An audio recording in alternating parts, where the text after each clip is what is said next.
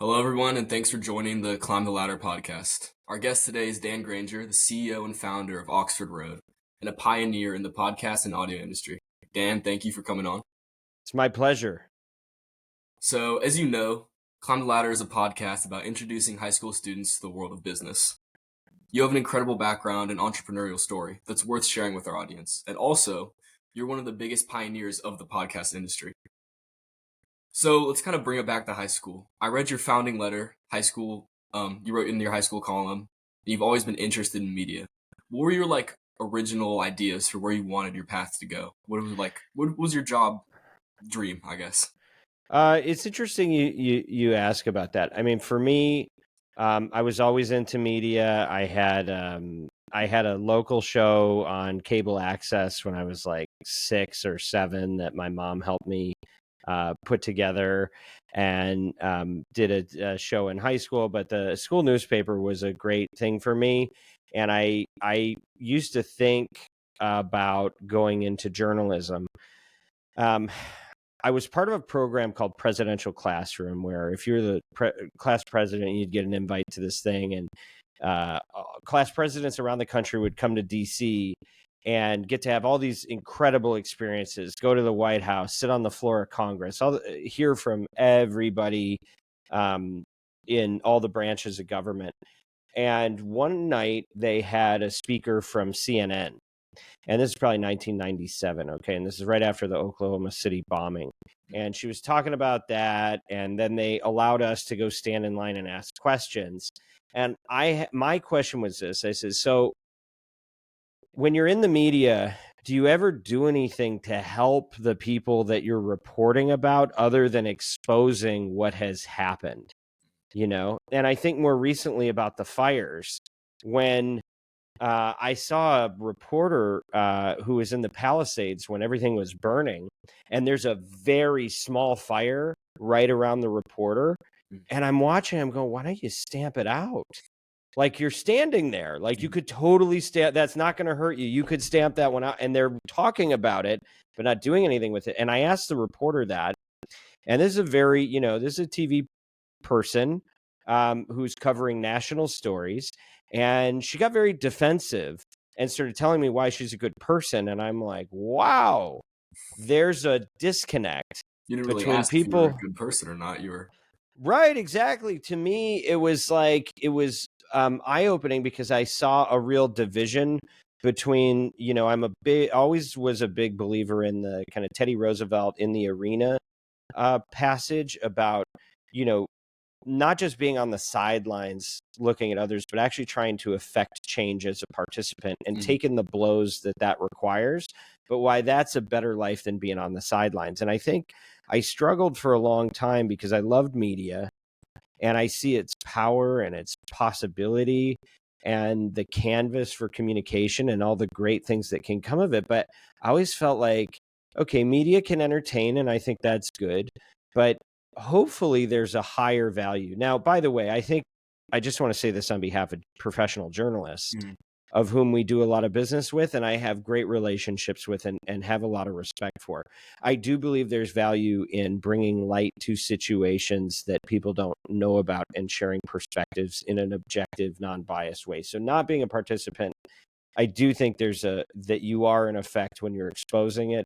So I don't necessarily believe everything today that I did then, but I did decide at that moment that I'm like, no, I want to get in the action where I feel like there's a consequence to my work that I can see in the world, and not, simply create distraction or point out what somebody else is going through. Yeah.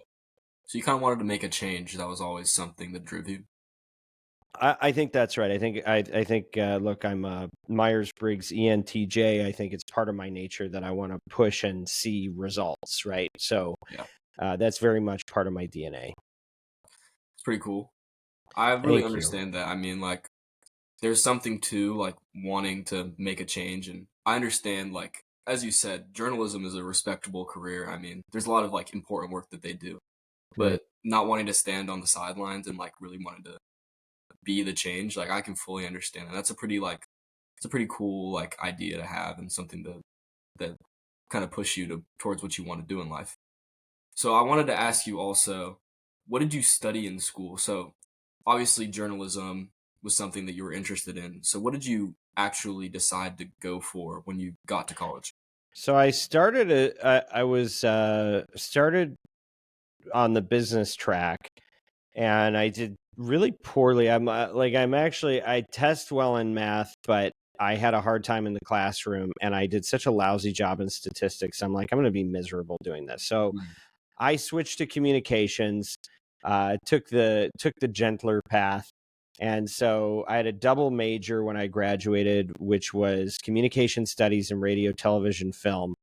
Uh, yeah, so that was my path. And what that allowed me to do, because it was a double major, there's a lot of flexibility, and I was able to kind of engineer my own college. A lot of my college education I got to engineer toward things that I thought were interesting, and I got to do a lot of projects that I felt um were in line with things I was specifically interested in. So it was a great platform for me to have that freedom and to be able to apply some creativity and not just have to like tick the boxes in the Yeah. classes that you're supposed to take for the major. So that worked for me.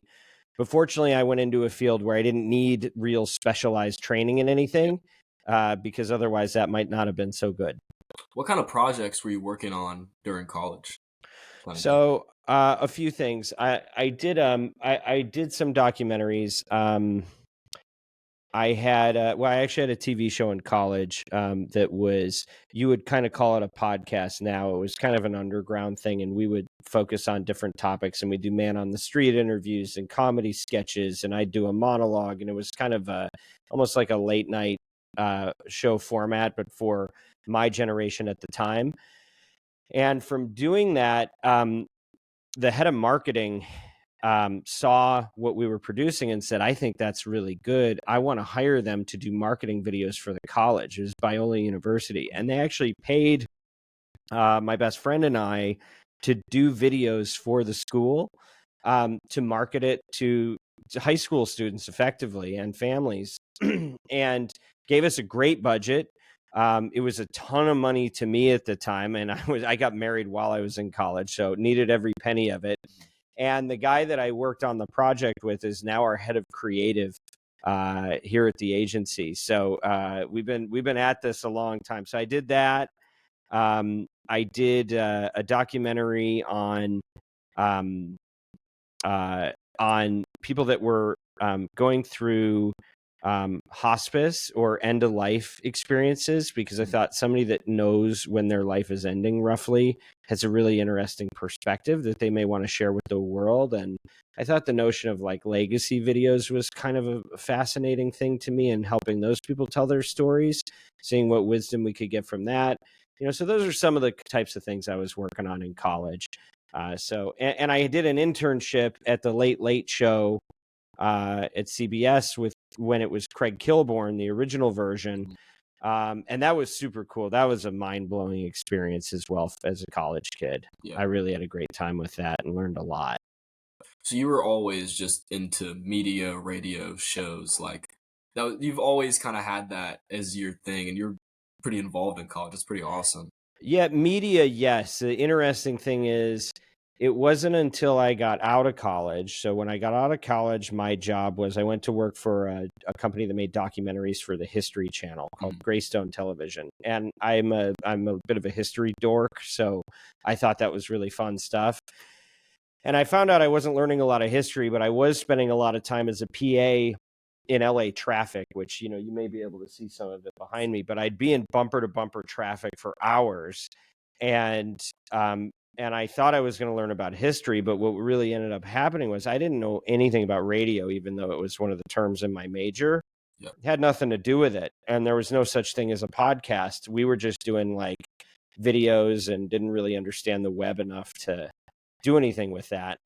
Um, but yeah, I got sick of hearing the same songs on the radio because we didn't have Spotify. In Yeah. my day, we did.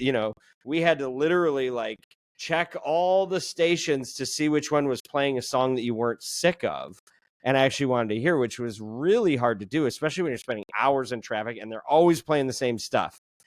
And so I hit the AM button one day and I listened a little bit, and then I'd start listening to the morning shows on FM, and I was like, okay, there's some interesting people and perspectives out there. And I fell in love with the spoken word medium. And that's how I fell into my career in radio, which is where I ended up working for the next 10 years. Yeah. So, spoken word, medium, podcasting. So, what kind of inspired you from that point to go from being the person like creating the spoken word, obviously like you produced your, or not produced, you did your TV show in college, to actually like deciding to be an ad agency? So I feel like that's a slightly different path, or it's a different job than what you were talking about. So how did that transition happen? How'd you know that was where you wanted to take your career? Well, what I realized was I pulled up to a shoot one day, and there was a debate between two people with different perspectives going on the radio. And I didn't want to get out of my car because I wanted to listen to the rest of the segment really bad. And I found myself being happier in the traffic if I was listening to interesting conversations than I was doing anything in my day job where I thought I was making these documentaries. And I had thought I wanted to go down a development track, which I think I might have enjoyed, but I just loved the medium. And, you know, I always had the belief, and probably from just having conversations with people like you're having with me, I believed and still believe that if you follow what you love, there will be an opportunity in it. But you shouldn't do something just because it checks, you know, boxes of what you think you should want. It should really be about something you're passionate about, right? And I was passionate about that medium. I was not in a position to, you know, there was no program director that was going to hire me and give me a radio show that I could make my rent with. I was broke, just out of college, newly married, and just trying to, you know, I'm living on probably $700 a week, and in LA, and that wasn't big money back then. So and that was after a promotion. So I realized that I wanted to work in the spoken word radio business, and I didn't know anything about it. And anybody I knew that was successful around me at that age was in sales. And I thought, well, I could probably do that, and that might be more interesting than, you know, I'm not going to go into accounting, and, you know, I'm kind of into like ideas and storytelling and persuading and, you know, and things that will have an effect after. And so I cold called a few people that were sales managers for local radio stations, and I got one guy who was willing to have lunch with me, just so I could pick his brain, right? And I told him about my passion, and he said, you know, it sounds like you got a great, you know, fit for the industry, but he's like, I work for a music station. You should really talk to my friend Jeff Thomas, who works in the spoken word on the news talk station, which was at the time the biggest talk radio station in the country, Yeah. KFI 640. And so he put me together with them. I had to chase them for at least a month, and a series of interviews and projects, and them having me jump through hoops. And I interviewed with some competitive groups. But eventually they gave me the opportunity to come in and take the job. And my job was basically, all right, here's your desk, here's a phone. I think they had computers by that time, but barely. And it was like, and you got a phone book, and now go call small businesses and get them to write a check to buy ads on the radio.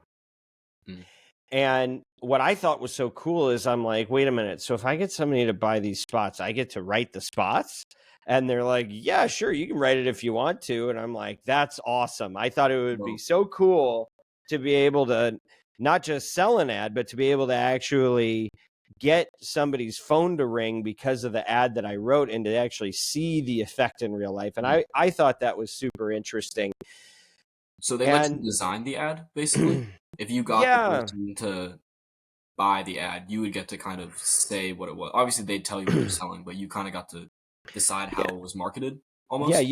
you had a 60-second script that's usually about 180 words, Mm, and the salesperson was ultimately responsible for figuring out what that script would say. Now, some advertisers wrote their own copy, and some advertisers used agencies like what we have today. And but I didn't work with agencies. I refused. Whereas a lot of people, that's what they do at a radio station or a media company, is they want agencies that are going to call them and place their clients' business with them. I'm like, I don't trust the agencies to do this properly. I want to do it. So I really studied the medium and read everything I could read about persuasion and copywriting and everything like that, and really, tested everything I could with anybody that would take a shot. And over time, I was able to kind of figure out a process, and I realized like there was kind of three pillars to it. And I think this is true for more than just radio, but it was media selection, choosing where you're going to run ads at what price, and then it's figuring out what you're going to say. That's messaging, right? And then there's figuring out, how do you measure it? How do you actually know what the response is? So, when I started in the business, people would have to call their client and go, did you get any phone calls now that your ads are on the air? mm, And that was how they knew what the performance was. But what we realized was that was a lousy method for measuring success. And over time, I ended up bringing in people to help me run my book of business, and built a team there that actually incubated and would become Oxford Road. But at the time, like, we would actually buy toll-free phone numbers for our clients so we could track the calls that came in and even record them, and help the client understand how they could convert more of the mm. calls that came in. And so at that time, that was pretty innovative stuff, and really helped us scale what we were doing and learn a lot of the best practices that I think we're still using today. So that's kind of an origin story almost of what's the word for it? Performance marketing. You Yeah, for sure. I cut my teeth working with the butcher, the baker, the candlestick maker. It was a lot of small businesses, mm, not big national corporations, but it was, local companies that they, if they wrote a check for $5,000 or $10,000, that was really important to them. And that was money coming out of their bank account typically. And they were going to feel the difference. And so there was a lot of pressure to show them success. And what I found was, like, nobody was really training anybody on how to do this. So we had to figure it out. So yeah, that was kind of us working behind the scenes for a while in something that was a little lower profile. And what ended up happening was, every small business I would work with would say the same thing. They'd all go, yeah, what's the least we can spend to test it? And if it works, we'll spend more. But the reality is, a lot of these businesses didn't have the infrastructure to grow. And so we would work really, really hard to make their ads successful. But then inevitably, they would, even if the ads were successful, they wouldn't necessarily be able to, to grow their business along with the demand we were creating through the ads. So I had the great fortune to get a meeting with a guy named Scott McDonald. And Scott was the director of marketing for a company called LegalZoom.com. Now, this is back in probably 2004. But we did a test on the radio for $2,000 a week. And he got a lawyer who had a radio show on the weekend where he gave legal advice to do an endorsement for LegalZoom. LegalZoom was kind of the second wave of .com businesses that were very performance and metric focused. They really wanted to see the return on their ad spend. So they were very nervous to sign this contract, but he did the contract, he took the risk, and it didn't work for a while. And then all of a sudden, over time, it started working better and better. And that became the foundation for my career. And that company really scaled, first with us at the local radio station, and then they became a huge national advertiser. Well, what's interesting is the agency that helped them become a national advertiser was the original business that became Veritone One, which is the company that we just merged with. So we've both been working with LegalZoom.com for 20 years on and off collectively. But anyway, back to the kind of through line here.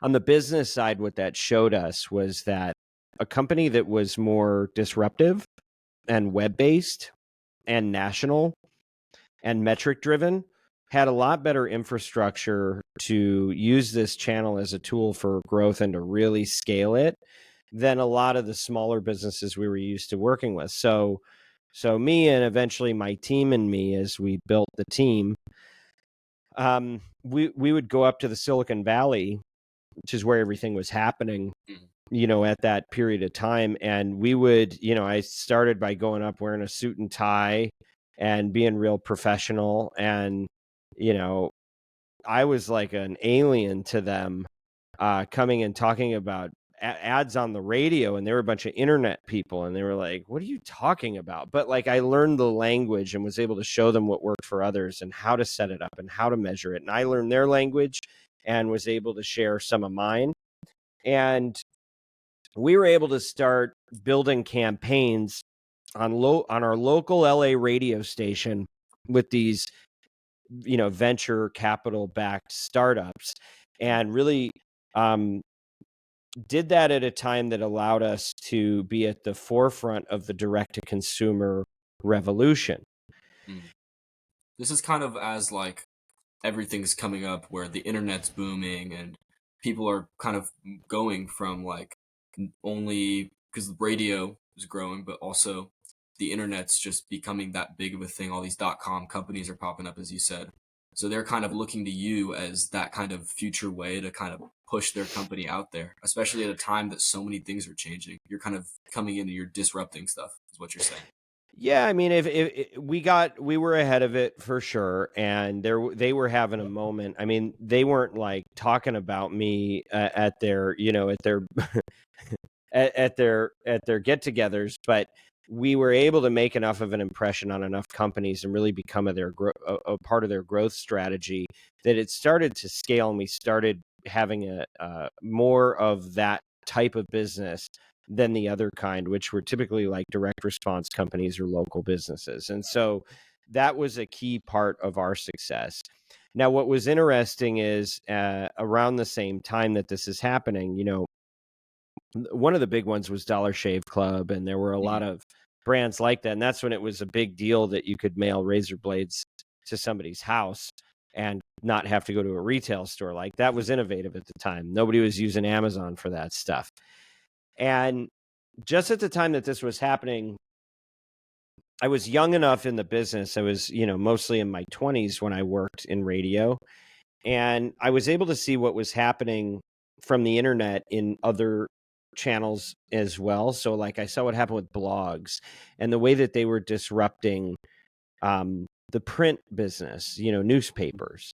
And I was able to look at that and go, so what's it going to be like when the internet comes for radio? Because it's coming, and radio is so limited, right?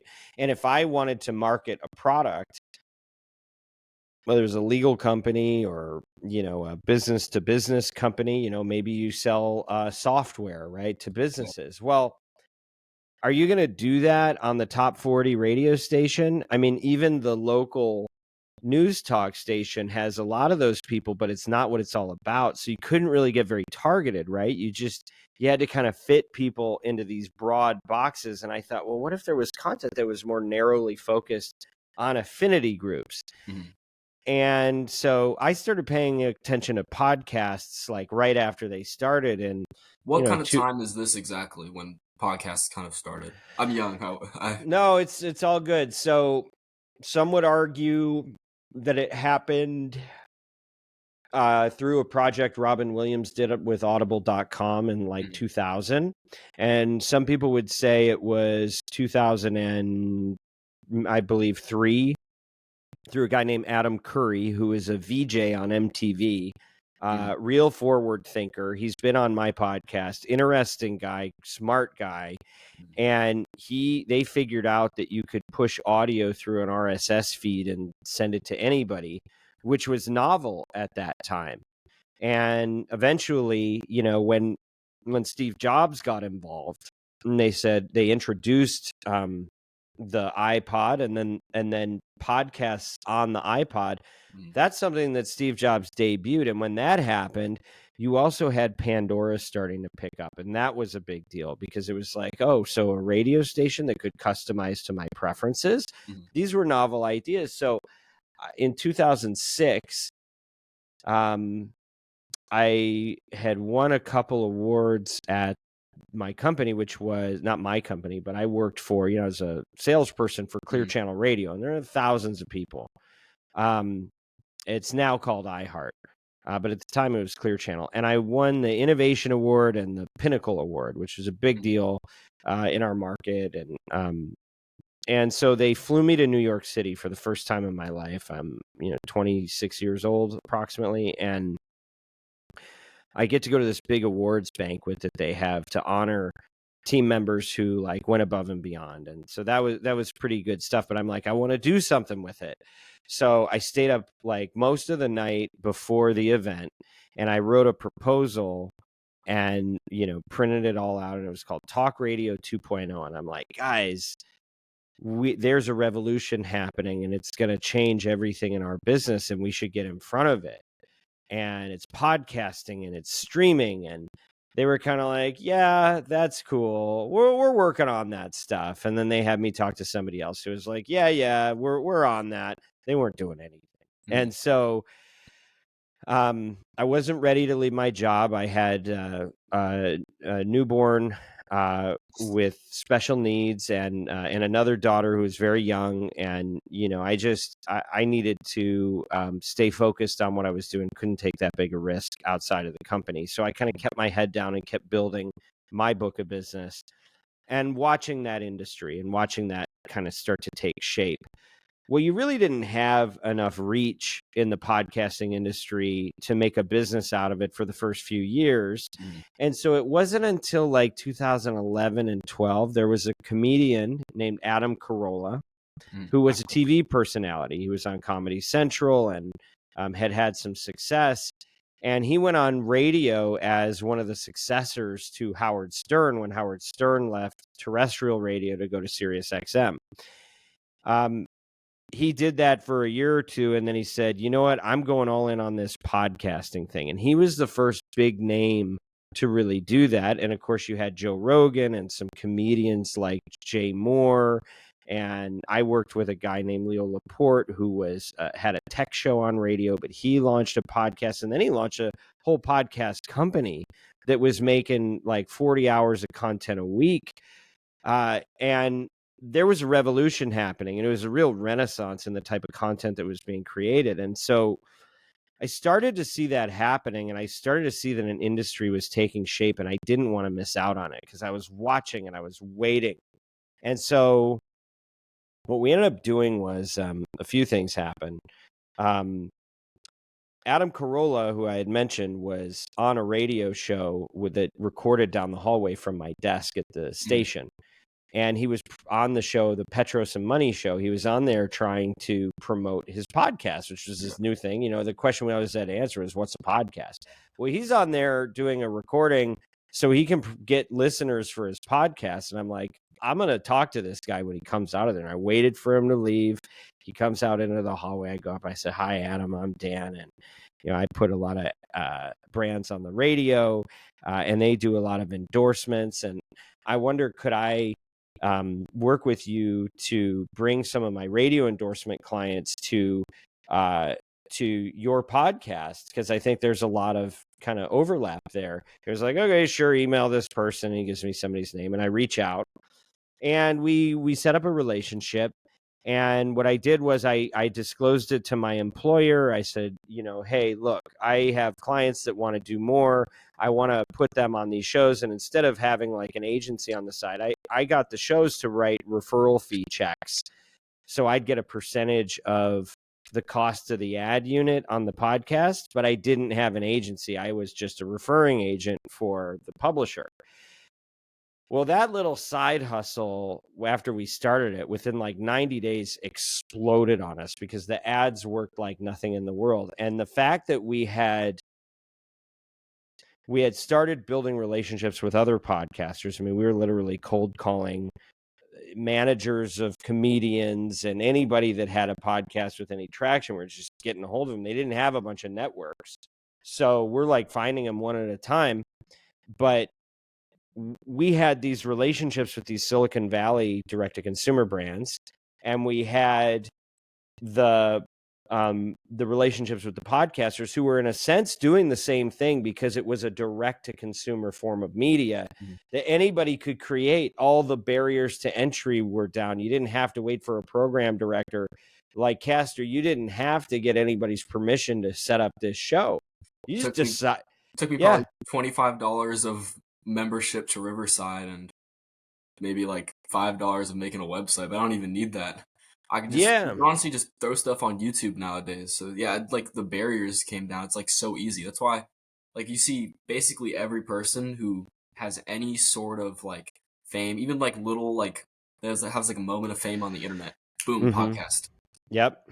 Because it's so monetizable now because they can run ads on it, as you said, and it's like gives someone a forum to kind of like show who they are and like kind of it's just such an easy form of media to create that's so interesting. It's there for anybody who really wants it. And I think that's one of the beautiful things about it. But it was kind of the same thing with building a business. That used to be really expensive. You need to go and get a store and get merchandise for your store, and like the walls came crumbling down. And so the consumers who were interested in buying something from a company they never heard of on the internet, they were usually a little younger and more progressive in their thinking, in the sense that they didn't need to go through the institutions, and so they were also more likely to be listening to that type of media, which was doing the exact same thing. So both of these things were starting to hit at the same time, and we happen to be in the middle of both of them. And that's why we were able to bring on some of the early brands that really built the foundation of the business. Not all of them, but Dollar Shave Club, we did their first ad. Blue Apron, which was a huge foundational supporter of the podcast ecosystem. ZipRecruiter, which became the largest buyer of podcast ads for many years. MeUndies, like these were the companies that really powered the industry, and we were able to be there with them at the beginning, and we had been kind of sharpening our tools along the way. And so when we unplugged from iHeart and launched Oxford Road, we had a full book of business. We didn't have to borrow money. We didn't have to raise capital. We didn't have to live out of our cars. Like, we just got to hit the ground running at 100 miles an hour, and we built the business very fast. In fact, we were in the Inc. 500 just from our first 2 years in business, which they normally measure that over a 3-year period. So we came out of the gate really hot, riding both of these waves at the same time. So as you kind of came up into that, like the thing that like you guys made your money off of was the performance marketing side of it. So can you explain kind of how you guys, or what you use? Because I know you have a thing called Audiolytics in your company, where you kind of use that to track how much interaction is coming through your ads and how people are viewing it and how your companies are growing off of it. Could you just give me a little more insight into what that is and how you... Sure. We have a few different methodologies, and Audiolytics is a term. We trademarked it in like 2009, and really what the purpose of Audiolytics is to create a taxonomy to better understand the components of a commercial. And really, you could apply Audiolytics. We use it for, audio ads, obviously, but you could apply that to an email. You could use it for your online dating profile. I mean, anything that's used to persuade, this formula will work for. And, it looks at, we've got 9 key components and 71 subcomponents. And what we do with that, just to grade a commercial, is that we have a weight assigned to each of them, and we can look at an ad and go, okay, is this element present or not present? I'll give you an example. One thing, if you're trying to persuade somebody, is not just to convince them why it's beneficial for them to do it. And by the way, let me just say something. As we're talking about persuasion, we're starting to deal with heavy equipment that can be used for the wrong purposes. So I should disclaim, if you're going to study the science of persuasion, it's important you have a strong moral compass. Yeah. Because if you don't, sales has a dirty word from all the people that have sold things that they didn't actually believe in. We don't do business that way. We believe in the clients that we represent. And if it's something we're going to sell to a million strangers, we want it to be something we would use ourselves and recommend to people that we love and feel good about that. Right. So I just think that's an important foundational thing. But assuming you've cleared that hurdle and you're doing something that's helpful for the public, one example of an audiolytics component is the idea of scarcity, because you can persuade somebody that something is a useful thing for them or good for them or something they'll enjoy, but then you need them to actually buy it or talk to you about it. And that requires them taking action. And one of the key things in the formula is the notion of scarcity, which is not just why, but why now? Why do I need to do this today instead of just remembering it and I might call you later, right? Is it kind of like And the idea of exclusivity? Like, exclusivity is different.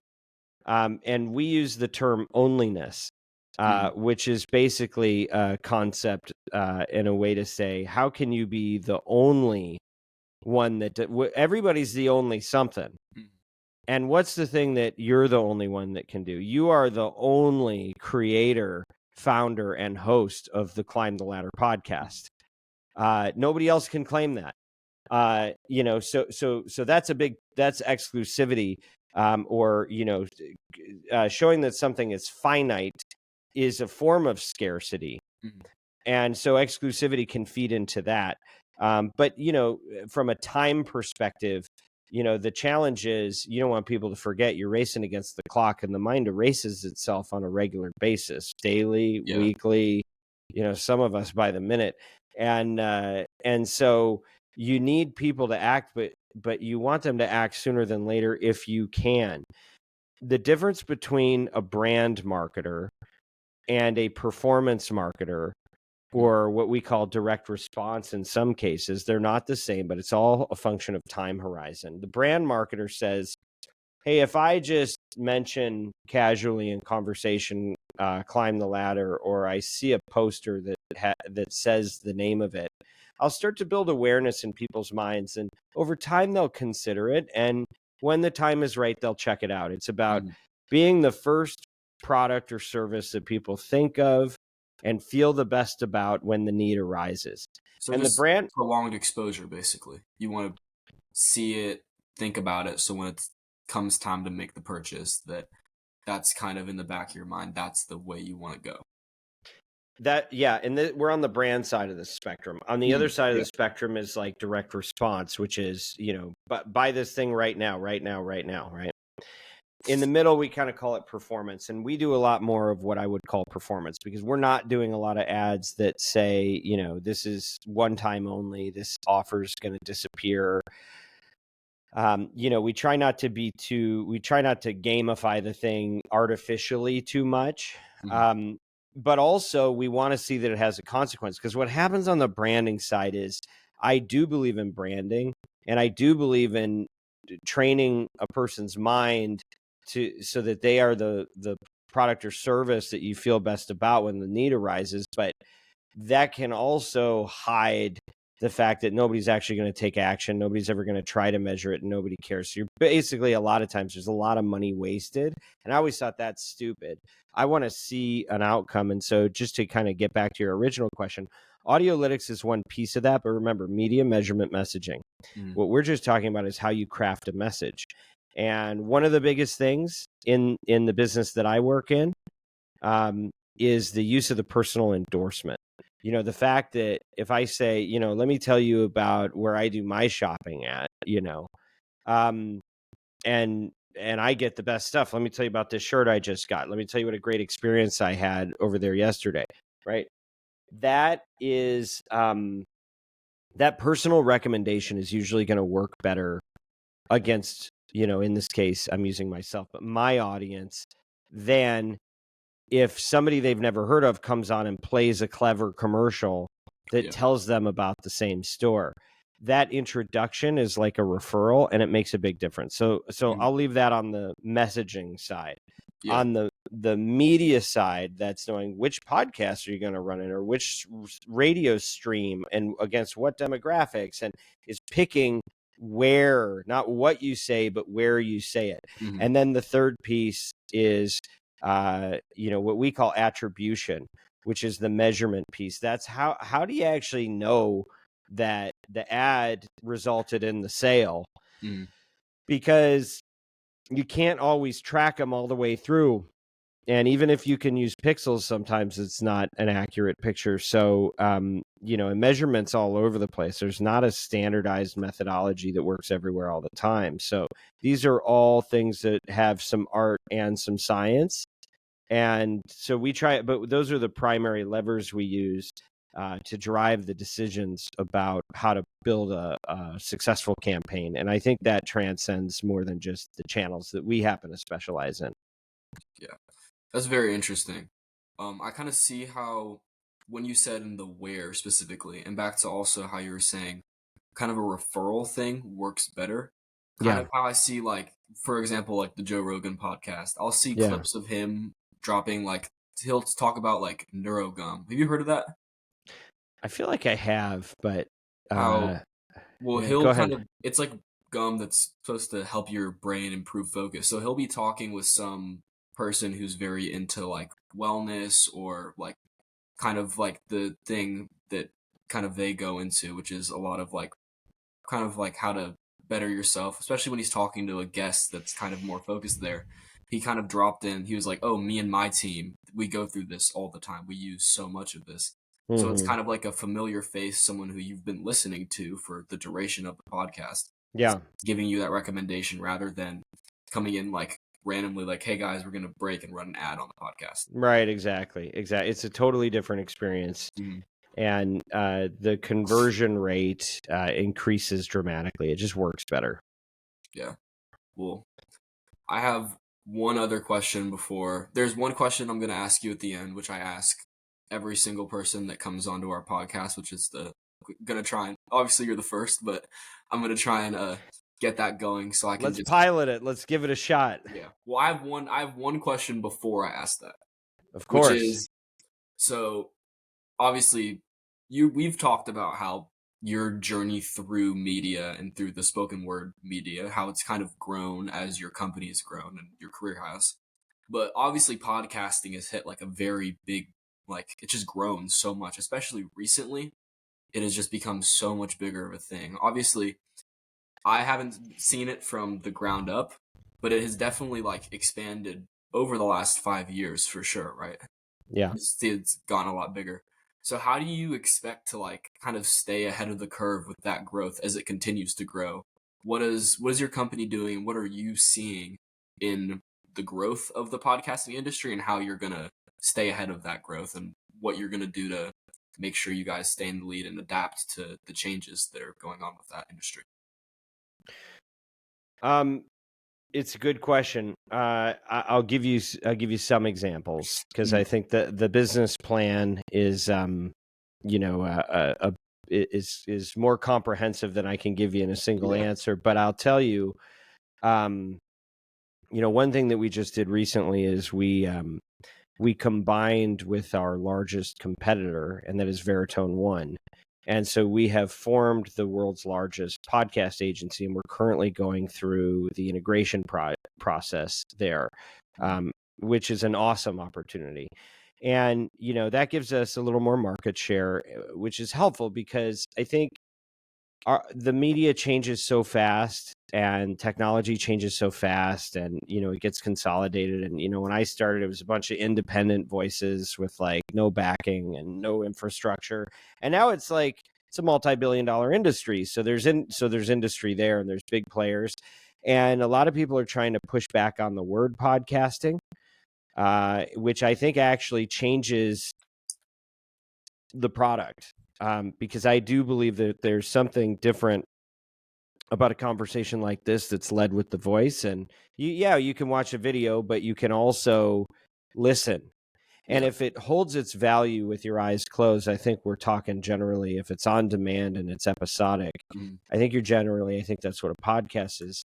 Because I've And seen a lot of podcasts. Sorry to interrupt you, but I've seen a lot of podcasts where when you put it on YouTube, there's a video component of it. So you see all of like the people kind of sitting in a little circle talking to the microphones, and then you can also watch them or listen to them without the physical interface. So is that kind of what you're saying? How it changes ye- from a uh, video to a yeah, I mean, yeah, exactly. I think there's a lot of question about that. And there, if you go on Spotify, Spotify used to have Spotify for podcasters. Well, now they call it Spotify for creators. So there's a big question about what's a podcast, and is it still a podcast if a video is associated? Yeah. And so, because there's so much uncertainty around this, just to answer your question, one of the things we're doing is trying to help the marketplace answer the question, what is a podcast, by providing a definition. And the way we're doing is we've commissioned a study with a group called Edison Research that's finding out what consumers think. And we're consolidating that work with conversations that we're recording. And we've probably now had 20 of these things where we're talking to industry leaders about what they think a podcast is. And we're going to provide a consolidated recommended definition that we're going to live by, and we're going to recommend it to the marketplace. And by doing that, I think we make the industry more durable. And I think we have a great product. I think we just need to protect that product and put the right guardrails around it so it can continue to grow and make money and be differentiated Mhm. and not get washed away with all the video content that's out there, but also that it can be governed in such a way that it's sustainable, because people will blow it out with too many ads. And frankly, we see ourselves as stewards of not just the work we do for our clients, but also for the industry. So Mhm. that's a big part of our path forward, to make sure we're not only staying ahead as a business, but staying ahead as an industry. Yeah. Because you guys kind of have almost like a responsibility to keep a podcast a podcast. Don't let it get washed away by other forms of media. Because you guys, as you said, you're kind of the stewards of it. Especially with you merging, you guys are like the biggest people in your industry, which is the ad agency. So you guys can kind of have an opportunity almost to define what a podcast is, which I think Uh, is pretty cool. Well, I'm excited that we have the opportunity to try to play a part. We'll see if we're Mhm. successful at it, Yeah. but I appreciate you saying that. I think it's an honor to still be at it. And this business has been very good to us at this agency, and personally for me and for my family. And so I'm excited to continue to kind of carry the torch and try to help make sure that you know. That things like what you're doing now can continue to happen, because I think it's Mhm. very important. Yeah, that's awesome. So I have one last question that, as I said before, I'm going to try and ask every guest that comes onto my show, kind of to relate to the younger audience. So going back through your career, I mean, obviously it's turned out pretty great. You've done some pretty awesome things. But if there's one piece of advice that you could give to your 18-year-old, 17-year-old self leaving high school, going into college, what would that piece of advice be to kind of, first off, be successful, but also end up doing what you do, in the sense of you're doing something that you're passionate about and you're enjoying the work that you do? So I think it's a great question, and it's an important question. And I would say, for me, advice that I was given that I'll pass on here is, I'll give you two of them. Actually, I'll give you two answers. The first one is, do things that you are passionate about doing, and usually those are going to correspond with what you are made to do, what you're good at. And when you can get your talents and your passions to converge, I don't know if I should have had a show, but I know I know that the advertising function was a fit for who I was. Mm. It's not a fit for everybody, and I was passionate about the industry. So that was a great opportunity for me and I'm so fortunate that I had the freedom to choose something that I cared about. But I'll give you the last answer. So I might have mentioned earlier, I was in college, and I got to be a seat filler at the American Comedy Awards that Comedy Central put on. First and last time they ever did it. Richard Pryor was there. Jimmy Kimmel was there. I mean, like every comedian I had ever heard of was in the room, and I got to talk to a bunch of them. And I'd say to them, "How'd you do it? How'd you do it?" And I talked to a guy named Daryl Hammond, who is one of the greatest impressionists that SNL ever had. And he played Bill Clinton and Al Gore. He played everybody. He was the best. And he said, when I was your age, I saw Al Pacino at the Sky Bar, and I asked him the same question. I'm going to tell him what he told me. I'm going to tell you what he told me. He said, look around you. 99% of the people that are trying to do what you're trying to do right now are going to quit. And if you don't quit, you'll make it. He said, people told me, I was not good at impressions. This is one of the best impressionists in the world. He said, I was not good at impressions, but I didn't quit. So I think if you find the conversion of your passion and your talents, and you apply the grit and the refusal to give up because of everything life's going to throw at you to make you not want to do that anymore, I think that's a pretty good formula. That's about all you can control. That's awesome. Well, thank you so much for joining us. It's been a great first experience, and I want to thank you so much for coming on the show. You gave us a lot of very insightful knowledge, and I mean, I feel like people can learn a lot from your story and from your career. And what you're doing is pretty great. So I want to say thank you so much, and I want to thank everybody who's listening for coming on and joining us for our first ride. So thank you guys so much. Thank you, Dan. Thank you for having me, Castor. I appreciate it. This was a lot of fun. All right. I'll see you guys next time. Thank you so much.